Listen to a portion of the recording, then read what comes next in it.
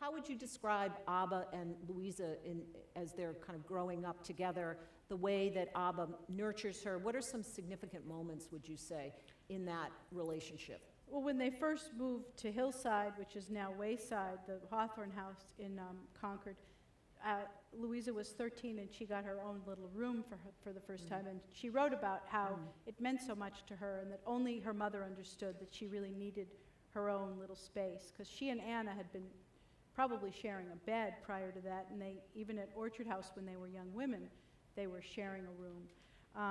So, you know, they frequently had very little space.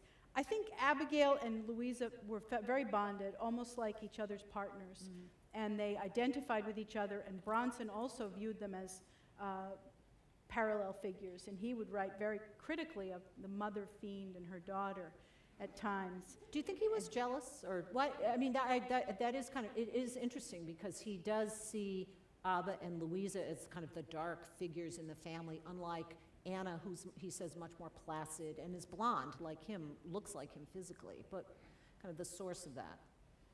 He was clearly, he and others connected Louisa and Abigail, and in a way that was difficult for Louisa. On the one hand, she had this mother who believed in her and who listened and encouraged her, gave her all of her journals of her marital troubles to read, which I think Louisa then was translating into her sensational stories for adults.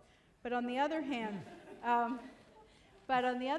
you know, there was a way in which Louisa never could break away.